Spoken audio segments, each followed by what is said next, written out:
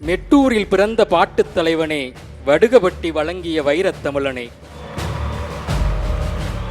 80களின் தொடக்கத்தில் தமிழ் சினிமாவின் நிலம் மாறியது, களம் மாறியது, கதை மாறியது, காட்சி மாறியது, கதை மாந்தர்களின் நிறம் மாறியது, உடை மாறியது, உரையாடல் மாறியது.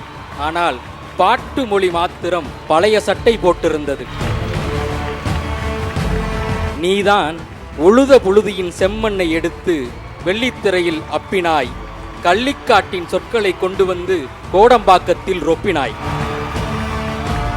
இந்த குரலுக்கு பெருமை சேர்த்த மொழியே, என் தமிழே, உனக்கு வணக்கம். வழங்கிய பெருமகன் வைகோவுக்கு வணக்கம். பிளாக் ஷீப் நிறுவனத்துக்கு வணக்கம். வந்திருந்த பெருமக்களுக்கு வணக்கம். Buy Vivo Mobile and get up to 7,000 instant cashback and many more offers.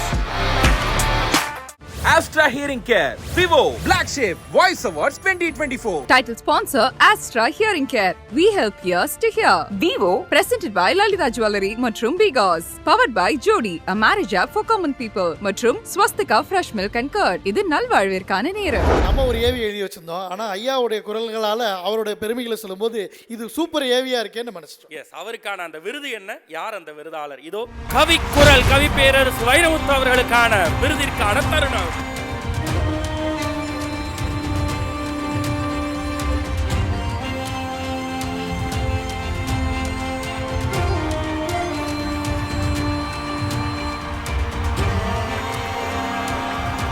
Swastika fresh milk and curd நிறுவனத்தினுடைய sales head Thiru Santhosh Kumar Srinivasan sir.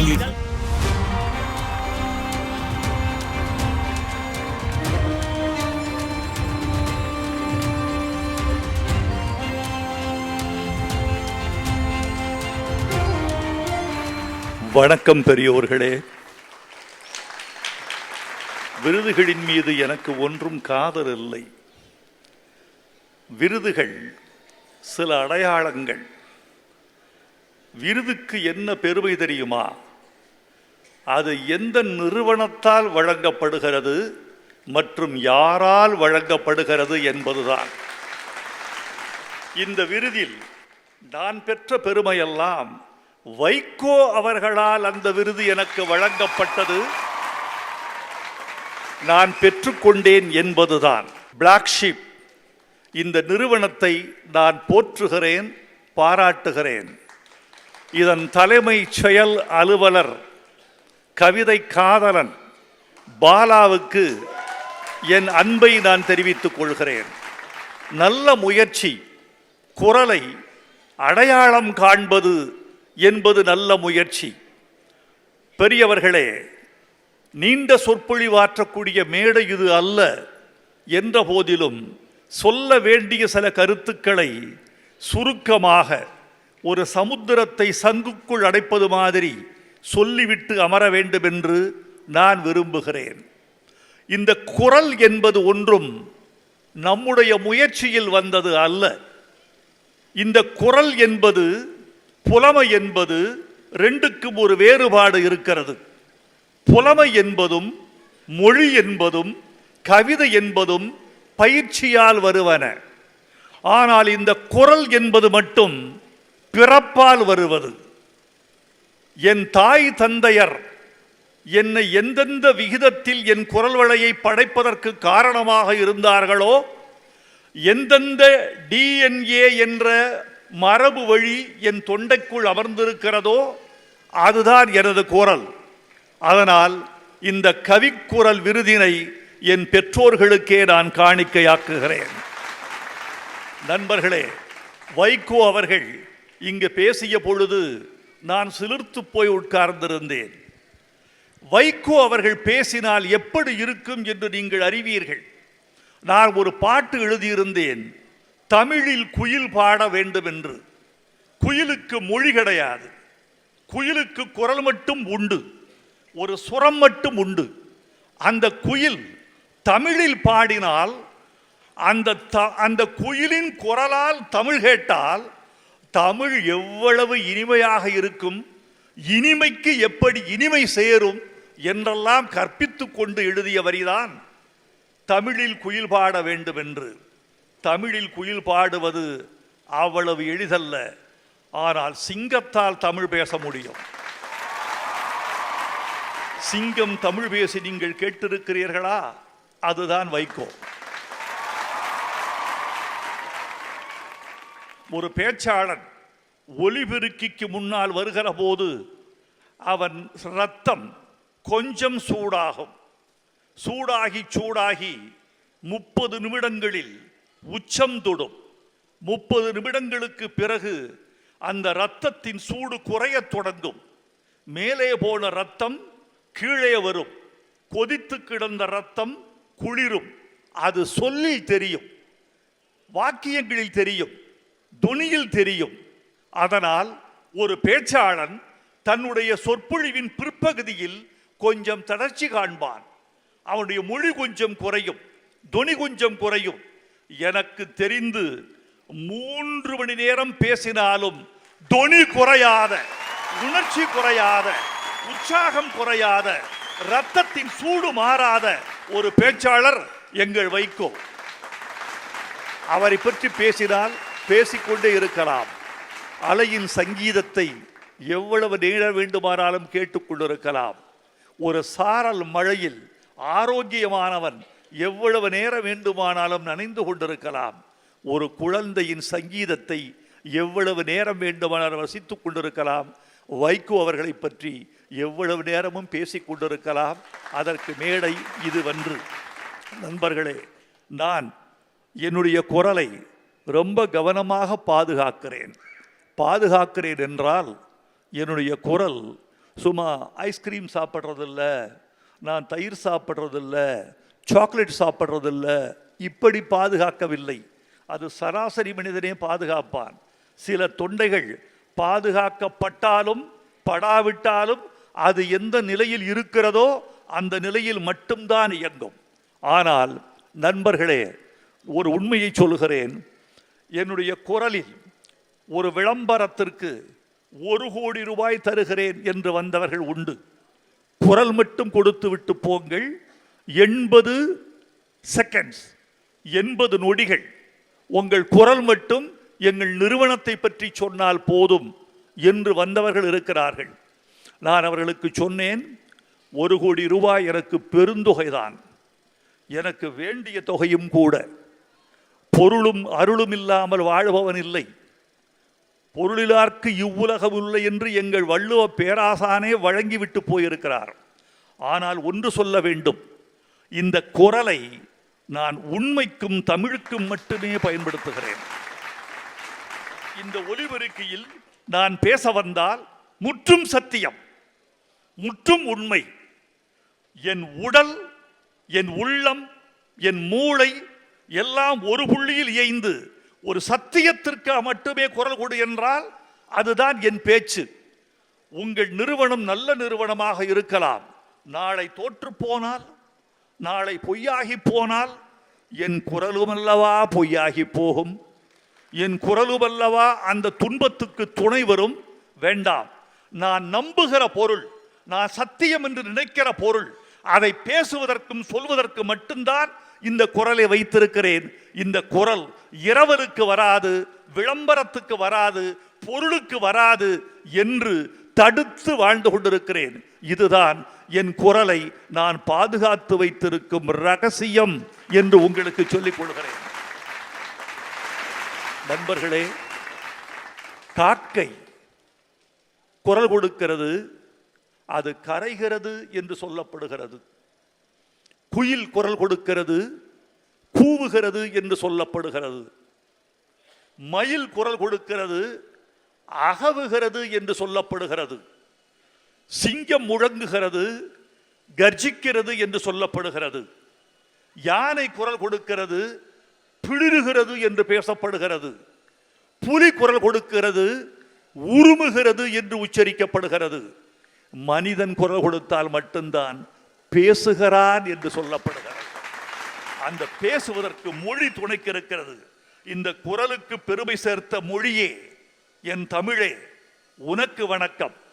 வழங்கிய பெருமகன் வைகோவுக்கு வணக்கம். பிளாக் ஷீப் நிறுவனத்துக்கு வணக்கம். வந்திருந்த பெருமக்களுக்கு வணக்கம். நாம் அன்பால் இணைவோம். நன்றி, வணக்கம். நன்றி நன்றி வைகோ ஐயா அவர்களுக்கு நன்றி, ரொம்ப நன்றிங்க ஐயா உங்களுடைய இத்தனை நேரத்தை எங்களுக்காக செலவிட்டமைக்கு. ஒரு முறை இன்னும் எங்களுக்கு எங்களுடைய அலுவலகத்தில் பிளாக் ஷீப் நிறுவனத்தில் உங்களுக்குன்னு ஒரு பெரிய ரசிகர் கூட்டம் இருக்குது. அந்த ரசிகர் மன்றத்தினுடைய தலைவர் தான் நீங்கள் சொன்ன நம்ம CEO பாலா அண்ணன் அவர்கள். அவர் உங்ககிட்ட சில வார்த்தைகள் பேசணும் அப்படின்னு இருக்காருங்க ஐயா. என்ன விஷயம்னா, நம்ம வைரமுத்தையா அவர்கள் அவர் எழுதாத விஷயங்களே இல்லை, அவர் பாடாத விஷயங்களே இல்லை, அத்தனையும் அவர் பண்ணிட்டாரு. அவரை பாடி தீக்கணும் அப்படின்னு சொல்லி பாலானனுடைய ஒரு சின்ன ஆசை.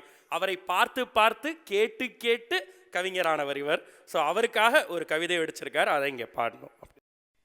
80களில் பிறந்த எந்த குழந்தையும் இவரின் தாக்கம் இல்லாமல் கவிதை எழுத முடியாது. அப்படிப்பட்ட ஒரு சின்ன பிள்ளை தான் நானும். உங்களை வாழ்த்தி இன்னொரு கவிதை பண்ணுங்க. மெட்டூரில் பிறந்த பாட்டுத் தலைவனே, வடுகபட்டி வழங்கிய வைரத்தமிழனே, பச்சையப்பன் கல்லூரியில் பயின்ற கவிஞனே, 70 தாண்டியும் சலிக்காத கலைஞனே. 80களின் தொடக்கத்தில் தமிழ் சினிமாவின் நிலம் மாறியது, களம் மாறியது, கதை மாறியது, காட்சி மாறியது, கதை மாந்தர்களின் நிறம் மாறியது, உடை மாறியது, உரையாடல் மாறியது. ஆனால் பாட்டு மொழி மாத்திரம் பழைய சட்டை போட்டிருந்தது. நீதான் உழுத புழுதியின் செம்மண்ணை எடுத்து வெள்ளித்திரையில் அப்பினாய், கள்ளிக்காட்டின் சொற்களை கொண்டு வந்து கோடம்பாக்கத்தில் ரொப்பினாய். ஒரு பொன்மாலை பொழுதில் தமிழ் திரைப்பாட்டுக்கு புது விடியல் தந்தவன் நீ. எரிமலை எப்படி பொறுக்கும் என்பது பாட்டு மட்டுமல்ல, அது நீ கலை உலகில் பற்ற வைத்த கம்யூனிச தீ. உன் அந்திமலையும் இளைய நிலாவும் பொழிந்தபோது குடைபிடிக்க மனமின்றி நனைந்தது வெள்ளித்திரை. இன்னமும் உன் பல்லவி சரணம்தான் தமிழின் தங்கச் சொற்கள் தங்க விரும்பும் செல்லச் சிறை. உன் தமிழில் தோய்ந்த ரசிகர்களின் குரலாய் சொல்கிறேன். பண்ணைபுரமும் ட்ரஸ்ட்புரமும் இசையும் தமிழும் இல்லறத்தில் இன்புற்று கிடந்த அந்தப்புறம். பண்ணைபுரமும் ட்ரஸ்ட்புரமும் இசையும் தமிழும் இல்லறத்தில் இன்புற்று கிடந்த அந்தப்புறம். அதனால்தான் அப்போது நீங்கள் தந்த பாடல் எல்லாம் சுகப்பிரசவம். அந்த பாடல்களை இப்போது கேட்டாலும் கிடைக்கிறது புது பரவசம். உன் பேணாமை திறமையால் டெல்லியில் 7 முறை ஏற்றினாய் பாட்டுக்கொடி. உன்னை பார்த்து எழுத வந்த என்னைப் போல எத்தனையோ தமிழ் பிள்ளைகளுக்கு உன் வார்த்தையும் வாழ்வுமே ஏணிப்படி. வறுமையும் புலமையும் ஒட்டி பிறந்தது என்ற பழைய கதையை கிழித்து போட்டாய் உழைப்பின் வழி. இலக்கியம் என்பது இலவசமல்ல என்பது நீ கற்றுத்தந்த புதுமொழி. இலக்கியம் என்பது இலவசமல்ல என்பது நீ கற்றுத்தந்த புதிய மொழி. பாட்டுக்குள் பொருள் செய்யவும் பாட்டில் பொருள் செய்யவும் நீ போட்ட பாதை. நிறைய இளைய கவிகள் நித்தம் மரணம் செய்யும் கீதை. நீண்டு கிடக்கிறது உலகின் நீல அகலம். அதில் நீ யார் என என்னை கேட்டால் ஈரடியில் உலக பொதுமறை தந்த வள்ளுவனும் 20ஆம் நூற்றாண்டில் மகா கவிதை தந்த வைரமுத்துவும் என் தாத்தனும் அப்பனும் என்பேன். ஆம், எனக்கு மட்டுமல்ல, நீ உலகத் தமிழ்குடியின் தங்க அலங்காரம், சிங்க அடையாளம். உங்கள் வர்ணனை அழகு உச்சத்தின் உச்சம். உலக நாயகன் முதல் உலக அழகி வரை உன் வார்த்தை ஒப்பனையில் ஜொலித்தவர்கள் ஏராளம். எளியவன் நான், ஒரு முறை உங்களை வர்ணனை செய்யவா? திட்டாய் திரண்ட மேகம் உந்தன் கேசம். நீ பார்த்து ரசித்த விரிந்த மலைகள் பரந்த நெற்றி. உங்கள் விழிகள் இரட்டை கதிர்கள். நீங்கள் மீசை முறுக்கும் போது தமிழரின் நரம்புகளில் மின்னல் கீற்று. உங்கள் செருமலில் கூட இடியின் முழக்கம். நீங்கள் பேசத் தொடங்கினால் பெருமலை சாரல். நீங்கள் இடுப்பில் கை வைத்து செம்மாந்து நிற்கும் போது எல்லை கருப்பின் சாயல். நீங்கள் வெள்ளை ஜிப்பாவில் உள்ளம் கொள்ளை கொள்ளும் தமிழாற்றுப்படை. ஐயா ராமசாமியும் அம்மா அங்கம்மாளும் தமிழருக்கு தந்த தாய்த்தமிழ் கொடை. 40 ஆண்டுகள் தாண்டியும் நீ கற்றனை தூரும் தமிழ்கேணி. தமிழ் பாட்டு வண்டியின் தவிர்க்க முடியாத அச்சாணி. கவி பேரரசு என உனக்கு கலைஞர் வைத்த பெயர் உச்ச பொருத்தம். இதே அரங்கத்தில் நீ மகா கவிதை வெளியிட்ட போது கலைஞர் இல்லாததில் உன் உயிர்மெய்க்கு மட்டுமல்ல, தமிழின் உயிர்மெய்க்கும் தனிப்பட்ட வருத்தம்.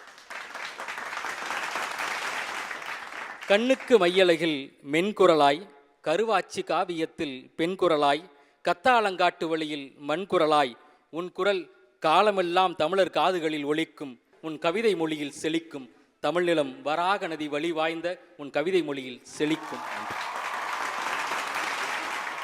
பாலா, நன்றி. இப்போது தெரிகிறது பிளாக் ஷீப் என்ற நிறுவனத்தின் வெற்றிக்கு காரணம் என்ன என்று. உங்களை போன்ற கவிஞர்கள் நிர்வாகம் செய்தால் அந்த நிறுவனம் புகழின் உச்சத்தை தொடாமல் வேறெதுவும் செய்யாது. வாழ்க நீங்கள். உங்களைப் போலவே உங்கள் தோழர்கள், உங்கள் இளம் அதிகாரிகள், உங்கள் ஒருங்கிணைப்பாளர்கள் எல்லோருமே மொழியின் மீது காதல் கொண்டவர்களாக, வெறி கொண்டவர்களாக திகழ்கிறார்கள். மொழி காதல் உள்ளவனுக்கு நிர்வாகம் தூரமாக இருக்க முடியாது.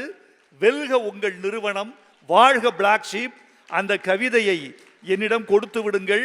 யாருக்காவது, குறிப்பாக என்னை தேடி வரும் சில நண்பர்களுக்கு நான் படித்து காட்ட வேண்டும். அதன் மூலமாக என் மீது அவர்களுக்குள்ள ஒரு பகை தீரும் என்று நினைக்கிறேன். பகை தீர்த்த கவிதையாக உங்கள் கவிதையை நான் வாசித்து நேசிக்கிறேன். நன்றி, வணக்கம்.